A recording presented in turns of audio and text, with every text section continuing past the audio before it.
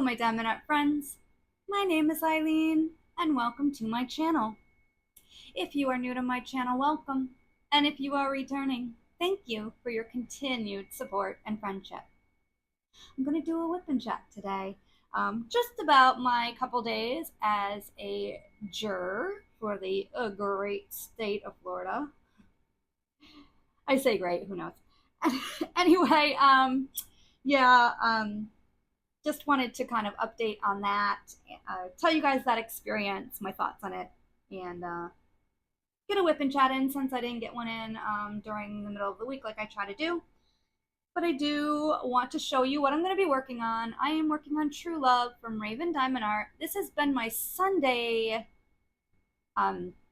project at my second job when I had time. I started it in July, but I do want to finish it this month, so I'm going to have to finish it up at home because there's only, 2 more Sundays left of the month, and I would not have enough time based on everything else that I do during my day there to get it done. So I am going to be using a tray from Drew. Okay, Ilene, I know you've only had 1 cup of coffee, but you need to get it together.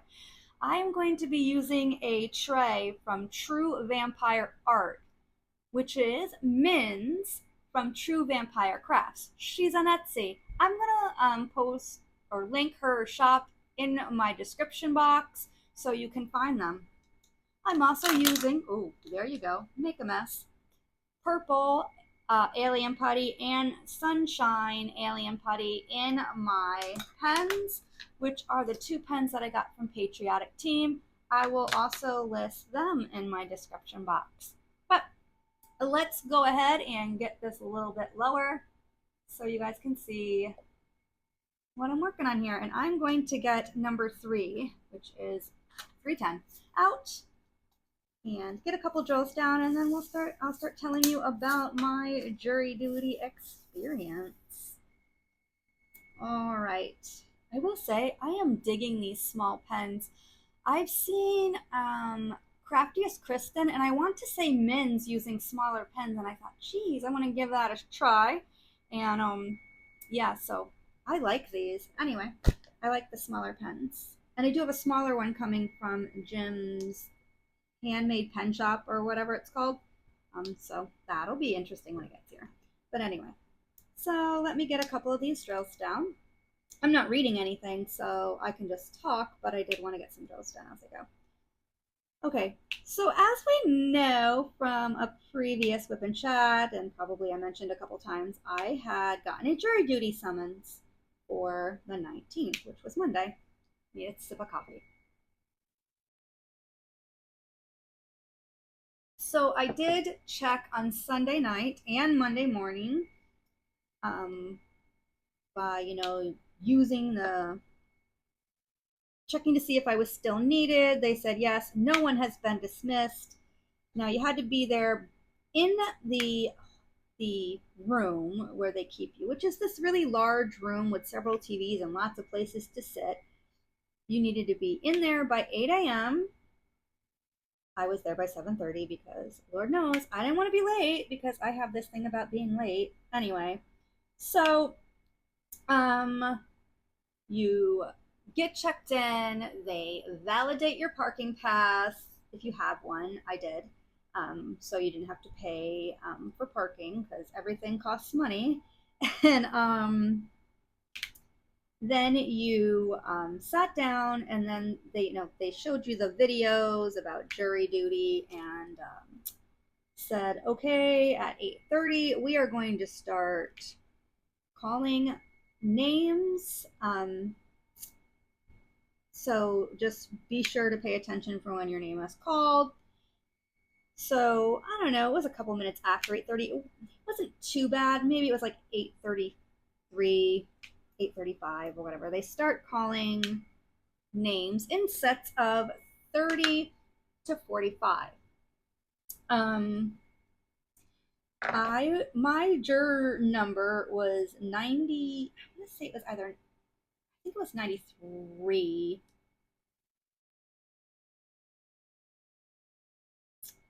Could have been 96.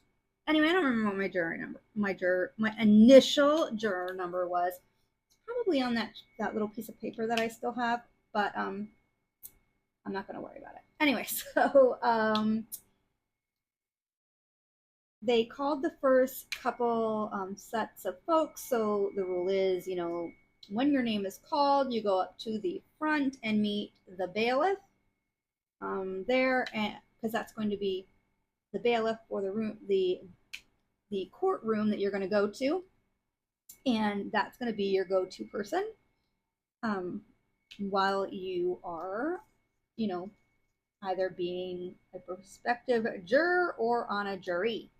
So, they called the first two, whatever, that's fine. And then they start the third rounds of names, and my name was the first one they called. So I got up and went out and met the bailiff there. I'll tell you more about him. He was fantastic.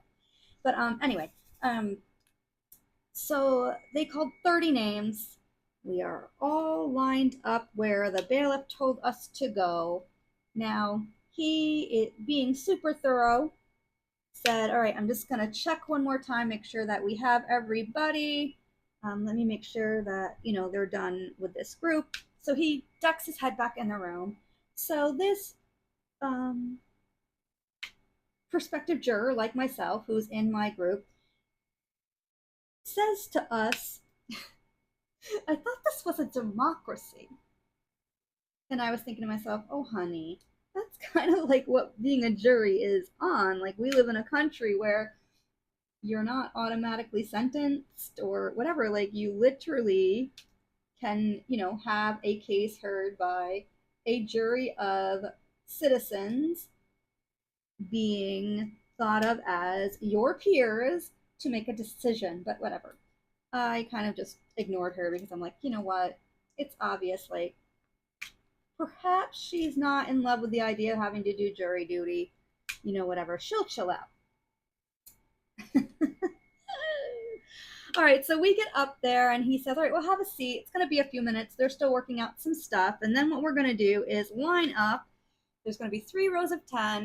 I'm going to give you guys numbers because that's how you're going to sit in the room, in the courtroom.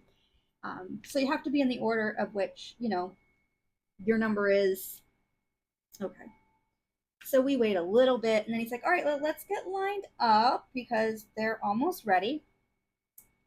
So, all right, we are line up. Now, wouldn't you know, I'm number 1. He lines the first 10 people up behind me and then lines up the next group.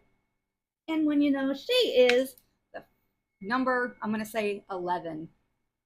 For that group, meaning, she's juror 11. Okay.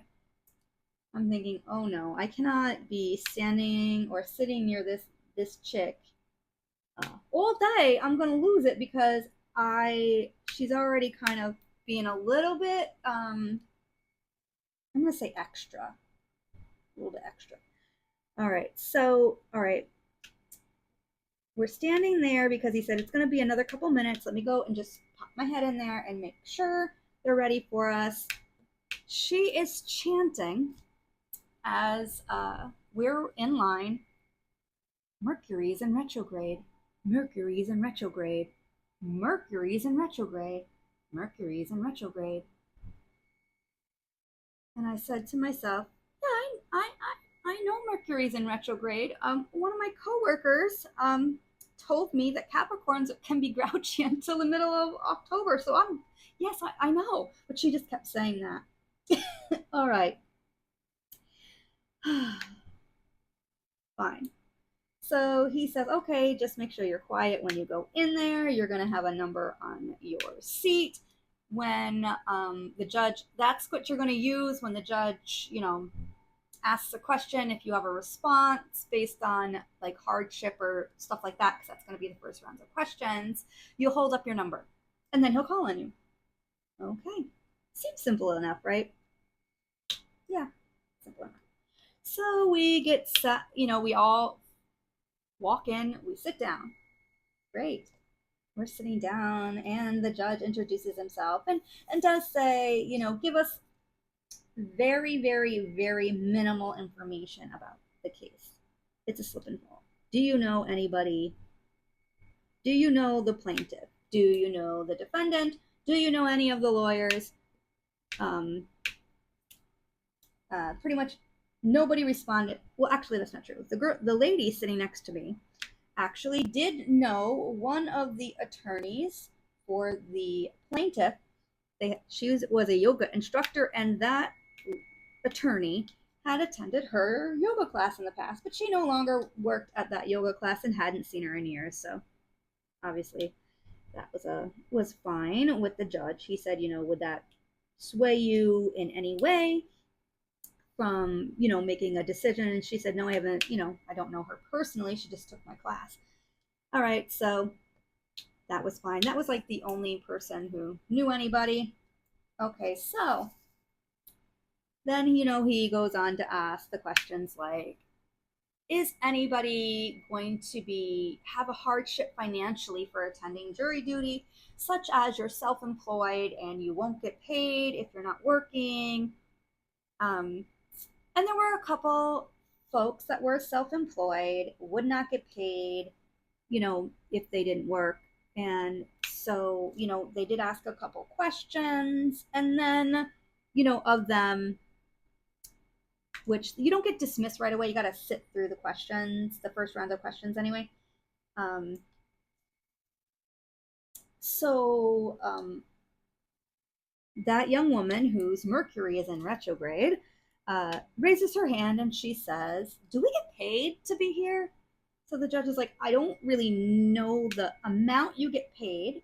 If you're selected, the bailiff can tell you more about that, but it's not very much.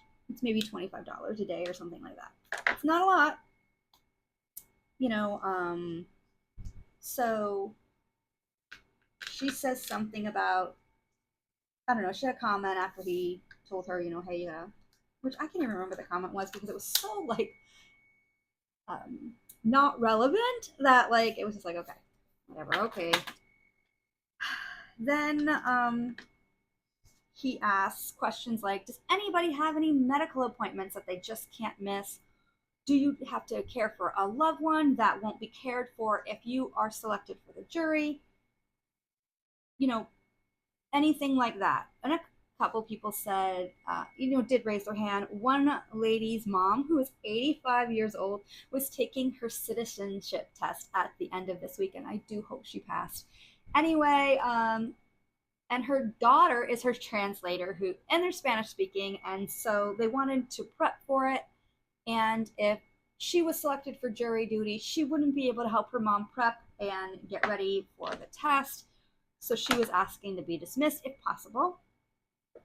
Another man, he and his wife were separated, and it was his week to pick up their 3-year-old twins, and his wife was being extremely difficult about switching the week. Just bumped the camera, the microphone, sorry. She wasn't willing to switch her week with him because of jury duty. But then this young woman raised her hand and said something else.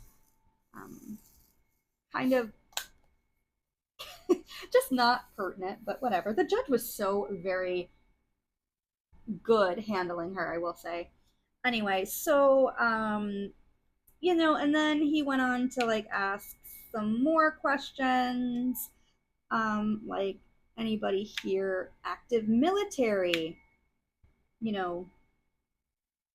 And there was one gentleman that was, but he was on leave, so it wouldn't have been a big deal if he was picked for the jury or not.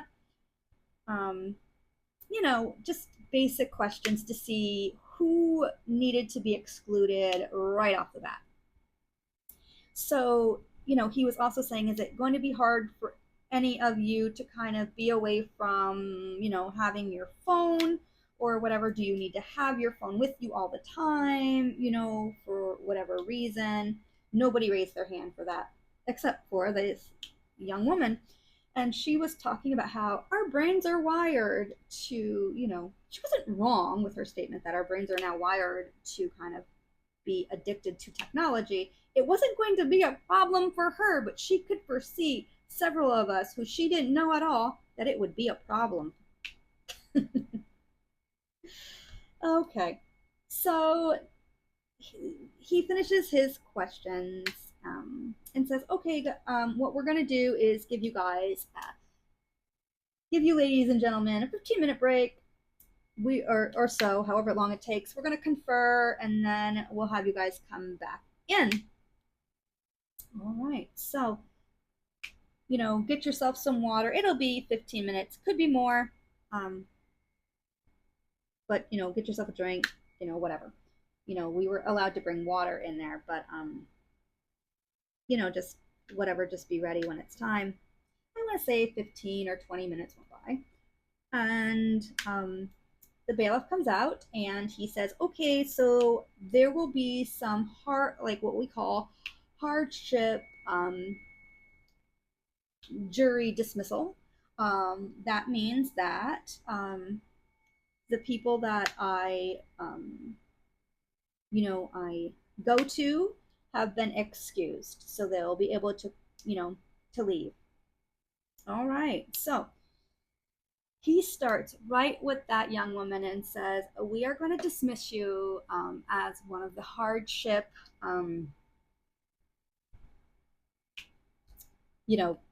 jurors. You're free to go. She goes, what? She says, well, she actually said the word, and I'm not going to say it on YouTube because I guess it's a no-no, but she said, well, they're just a-holes. All I knew was I was trying to look forward with no expression or nothing on my face, because honestly, what I wanted to do is just say, lady, you have to understand. She also did interrupt the judge once when he was talking to us too, to tell us she didn't get a lot of sleep last night, but she'll be better tomorrow. Oh no. And I get it. I don't know what was going on with that one young woman, if it was, a missed medication, or possibly have taken something, maybe did not take her needed medication. I don't know. So I'm not trying to judge her, but she was a lot to deal with in the beginning. But anyway, she was dismissed. So let me take a sip of coffee. Now, on to the second round of questioning, which the two attorney sides, or one attorney from each side, introduce themselves, and the plaintiff's attorney asks questions. His questions were, can you define brutal honesty? Went to every single person and asked that question. And it's okay. I guess it's a pertinent question. He asked a couple other questions, but they don't really stick in my mind because I didn't see. I guess there's probably a technique involved in it that I just didn't see with his questioning, but whatever. That was fine. So he asks his questions. I don't know how long he had to do that, but they are given a time limit, I guess. And then one of the defendant's attorneys got up and he asked questions. Now, he was asking more interesting questions, such as, are any, how important is giving accurate, medical history when you're meeting a doctor for the first time? Just questions I felt like probably based on the fact that this was a slip and fall case and there was probably going to be a lot of information thrown at us if we were selected, made sense. And then his last question, which I thought was really fantastic, and he seemed a lot more, personable, meaning he was making eye contact. The first guy seemed to be looking kind of up a lot. He didn't make good eye contact, and maybe that's just me. But he didn't seem to be making good eye contact. But anyway, his last question, the defense, one of the defense attorneys or defendant's attorneys, was, who here is excited to be possibly chosen for jury duty? And 3 people raised their hands, and they were those who were the gentleman that was active military, the retired Marine, and the retired Navy. Or, they were, and pretty much they said, and then he asked why, and they said, it's, when you're selected, if, your duty, and, not that I want to be on the jury, but if I'm selected, it's an honor. Basically was what the response was. Let me get some drills down now because I keep talking and not diamond painting. So, all right, they conclude that, and so they're like, all right, we'll call you guys back in a little while, and then we'll have who will be on the jury. Well, I'm thinking to myself, there's no way they're gonna pick me. I'm boring, my responses just seemed whatever, and I didn't get called on to answer extra questions or whatever. So we get called in there, and there's a letter on our seats, and Judge Judy hates the word basically. I watch a lot of Judge Judy. Anyway, just Judy Justice on Prime. Anyway, off topic. So, as the bailiff explained before we went in, there's going to be a letter on your seat. You get that every day, just so that if you need it for your job, you have it that said, hey, I had jury duty this day, so they can have it for their file if it's required for you or not. That doesn't mean you are on the jury or not on the jury. Okay, so I get in there, there's the letter, and I'm like, all right, whatever. So the judge starts talking and saying, thank you guys so very much. Now, if I call out your the number that you were given when you walked in here, 1 through 30, if I call your number, you are to pick up your belongings and go over into the jury box and take a seat. Okay, so 1 and 2. That's me and the yoga instructor. First one's called. She sighed, but I was like, all right. So, and I think it was like 5 and 6, and I don't remember the numbers after that, because then, the bailiff had told us, also, I'll hand you a binder and 2 pens, and they'll explain what to do with the binders. The judge will have some more information for you. All right, so there were 7 of us, 7 out of the 30 that were selected, and they go on to say you get a binder, you can't remove the binder from the courtroom, you are allowed to take notes. In that binder, it kind of explains the jury process, and he's like, well, you can read that at your leisure. Well, here's the thing, if you can't take the binder out of the courtroom, I guess we can read it once we're in deliberation, I guess, because I'm gonna assume like they're coming at you hard and heavy. Not hard and heavy, my thought was they were going to be coming at you with testimony and all that stuff, and you really needed to pay attention. So, as I mentioned, it was a slip and fall, so it was a civil case. So we did get a little bit of information that day, but it was like, all right, be here tomorrow by 8:40 because I like to start promptly at 9. Okay, so we were dismissed for the day, and that was around like 2:30 in the afternoon. So I called my boss or my supervisor and said, hey, FYI, I've been selected for the jury. The judge said it'll probably go until Thursday. He's hoping to have the case presented to us by Thursday. So it could be Thursday, it could be Friday, but I do want to let you know, I won't be in. And she's like, okay, fine, no worries. Text my boyfriend and said, hey, guess who's on a jury? That'd be me. And of course he's saying, who's the judge? Who are the attorneys? I'm like, I don't know. Because honestly, I didn't write anything down yet because the trial hadn't really started. I was just a member of the jury, and I know that they introduced themselves, well, to us, but like I was not at the time like really worried about committing that to memory. So I told them I don't know. So anyway, I told them, well, I'll write it down when they introduce themselves tomorrow and see if I can commit that to memory. Because we, as you know, I said you can't take the notebook home. He said he's an attorney, he knows. So all right. So I decided, all right, well, this is going to be a long week. I want to call on my parents. I'm going to tell my parents, I'm going to be on a jury. So I FaceTime my parents, and my dad said, I told your mother to find out what you were doing at the courthouse. I have my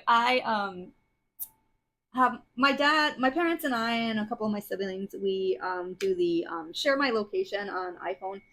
Um, One, it gives me peace of mind to see where my parents are, but it also gives my dad peace of mind because he like tracks all of his kids every day. Where are they? So I thought that was funny that he wanted to know what I was doing at the courthouse. And I said, Dad, you had jury duty. I said, give me a break.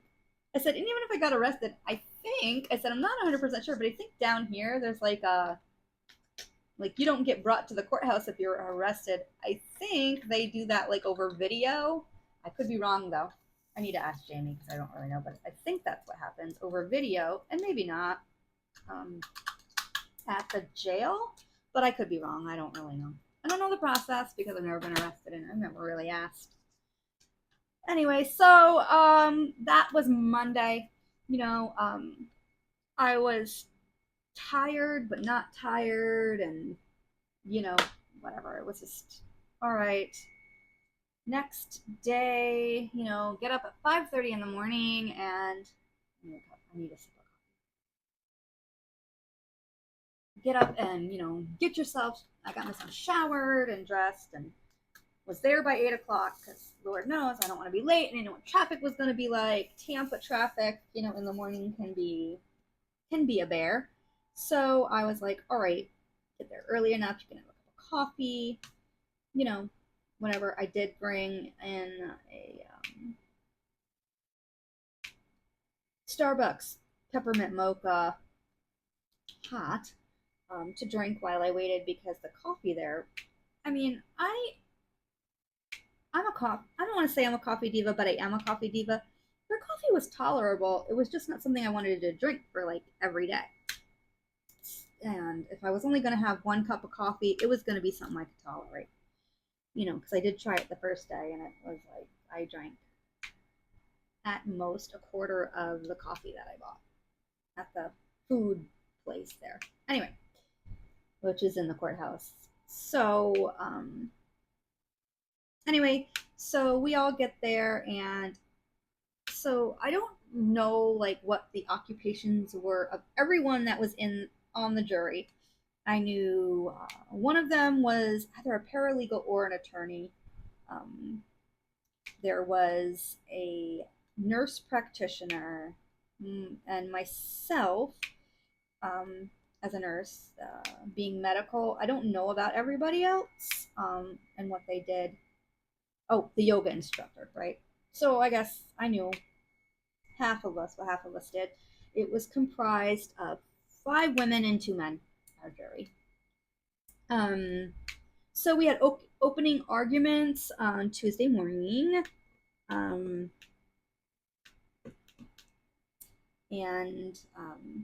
then started testimony. It was a lot of video testimony or depositions or whatever they're called. Not too many people were called to the stand, but the first person that the plaintiff called to the stand was the defendant, which is, I guess, fine. But I can't remember who. I think it was all more video after that, like for the rest of the day, I think. Pretty sure. But anyway, you're taking notes, and I did take notes. They showed a video of the fall several times that day. Whatever. I don't want to, like I said, give too many specifics of the case, but So, you know, they would give you, actually got frequent breaks. Actually, I didn't think you get as many breaks, but we did get several breaks. Like we got one in the morning, and then we had lunch, and then, you know, we would get, if because that there was one day where we actually got out kind of early because we were, you know, the person that they were going to call next wasn't going to be available till the next day. Okay, so, you know, he sent us home, but he still said we're on track. You know, we will be able to give you guys the case Thursday. Okay, so that was Wednesday. So Thursday, it was more video testimony or depositions or whatever. Then they called the plaintiff's son, and what's that? Or could that have been the day before? I don't really remember now. All those days seem to run together.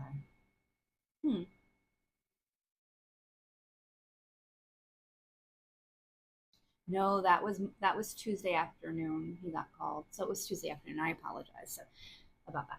Anyway, so on Wednesday, it was more video deposition, and then they called the plaintiff, and he was questioned by his attorney and then the defendant's attorney, and then more doctor. What that was the morning, and then it was more video testimony in the afternoon. Oh, and we did get some Zoom video testimony from a radiology expert, and that man's intelligent. OMG, was he fantastic. So smart, and just, yeah. And then the last person we heard from, which was videoed from the day before, they did like a deposition with him, or some testimony. The defendant's attorney was there, one of the plaintiff's attorney was there, and they each questioned him. He was also so super intelligent. Top percent of his class, you know, was in the military, you know, because they have you give them their background. And then he was talking about how, since he scored so high on his medical exam tests and his oral and written, that he's actually one of the doctors or providers that actually help make the questions for other upcoming doctors for those tests. Anyway, pulled that out of there because I just thought that was interesting. Yeah.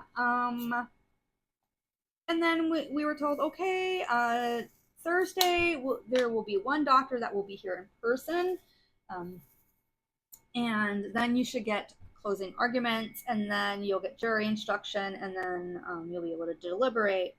Okay, well, of course the bailiff kind of made a comment like, hey, maybe I'll call you guys later and you won't have to come back tomorrow, you know. He said that every day, but I think he kind of knew something was up, obviously, because, you know, he goes into the courtroom and he's a little bit more privy to everything going on, and the judge kind of updates him on things so that, you know, he can communicate with us effectively, because that's our go-to person for questions. Okay, so anyway, I don't know, it's like 6:30 at night or whatever on Wednesday, and the bailiff calls me, and I recognize his number because he gave us all his number, and I'm like, hello? He's like, is this Ilene? And I'm like, yes. He's like, just kind of let you know you don't have to come back tomorrow. They settled, and I was like, oh, okay, great. I said, you know, I just said, thank you so very much. I said, please don't take this. I said, what I'm about to say, I don't want you to take this personally, but I said, it was very nice to meet you, but I hope never to see you again, or at least anytime soon. But you were an absolute pleasure to have met, and I enjoyed having you as the bailiff, helping, you know, navigate through this process. And he kind of chuckled. He goes, I've heard that before. And he goes, all right. I said, I know I'm number one on the list, so you have a nice evening. And then I hung up, and that was that. So yeah, it was interesting,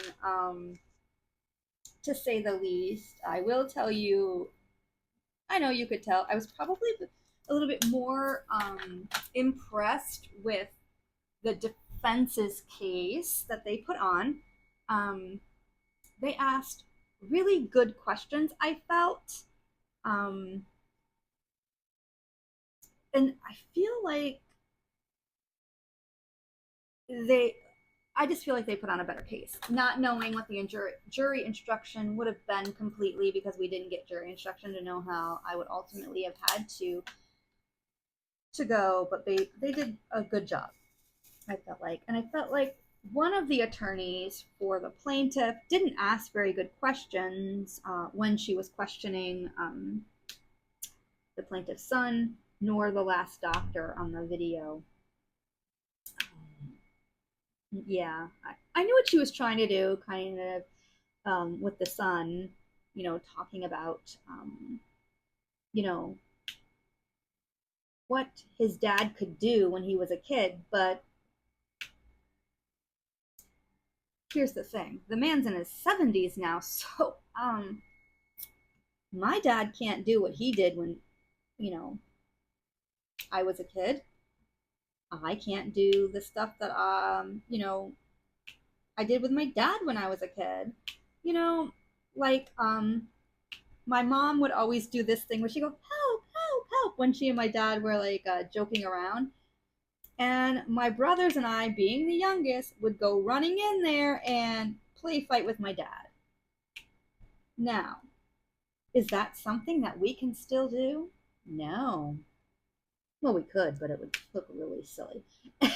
And you know, we used to play basketball with my dad. I mean, now you're talking about, 40 years ago. Anyway, I get what she was trying to do, but I just think, I, I feel like the attorney that was with her, because would hand her papers, kind of told her to stop that line of questioning, because then she switched to something else. I really feel that was the case. And honestly, if you've never been on a jury, like, there is an attorney watching what's happening with, uh, like, whoever's on the stand, or in the witness box, or whatever they call that. Um, and then there's another one staring at the jury. Like, I felt like a little bit like I was an animal at the zoo. Yeah, and of course, now this, you guys are gonna. I decided. Well, I know I had told you guys I was gonna wear, like, try to put some makeup on my eyes, like, when I went out with my boyfriend. But he decided that we were gonna Uber, because he's like, I don't really feel like going out. Is it alright if we Uber? And I'm like, yeah, I don't have to wear makeup. Great. All right. So I'm thinking, though, like, Monday when I'm going, like, I should probably put some makeup on my eyes. Like, I don't want to look terrible. I go to look for my makeup, and I forgot that I had thrown all of my eye stuff out, like the mascara, the eyeliner, the shadows and stuff, because I had them for a while. Um, like, when COVID got really, really bad down here, because I was not wearing makeup anymore, and I was like, well, I can't have it sitting here, bad.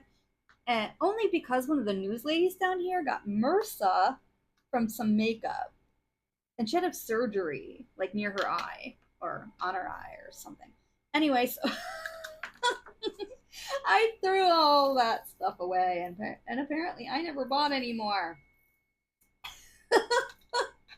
So needless to say, I went there every day, pale as hail, looking pretty. Like, the only thing missing was Ilene getting to wear a pair of sweatpants, which would have topped that off perfect.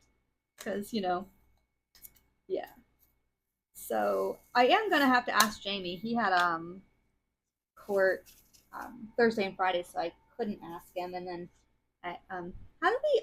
I would be interested to find out what the settlement was, if it's public record, just so I would know. I am glad they settled because it sounds like perhaps, you know, the plaintiff would have gotten something, but not the 1.5 million that they were seeking. Because that was one of the questions too, during like who could be prospective jurors. Would you have a problem putting monetization on pain and suffering? Um, which everybody said no. So anyway, that was my jury duty experience, and I'm sure I'm forgetting something. Oh, I will. Let me tell you about the bailiff quick, and then I think I'm gonna be done because I think I've talked for like 40 minutes. Um, he was like very friendly and quirky, and I don't know, just really, really kind of like he just reminded me a little bit of my friend that I lost, a nurse friend that had COVID. Like he just probably how he is as in life. Um, but yeah, I would say I felt very comfortable with him being our go-to person. Um, he was always trying to be positive and make us kind of smile, and yeah, I was impressed with him very much. He explained how he became a bailiff to us, you know, during our downtime once. Um, you know, so yeah, that was interesting. But all in all, it was not a bad experience. And if I am ever called upon again to do jury duty, I now know what to expect. And it wasn't an experience I would say was bad.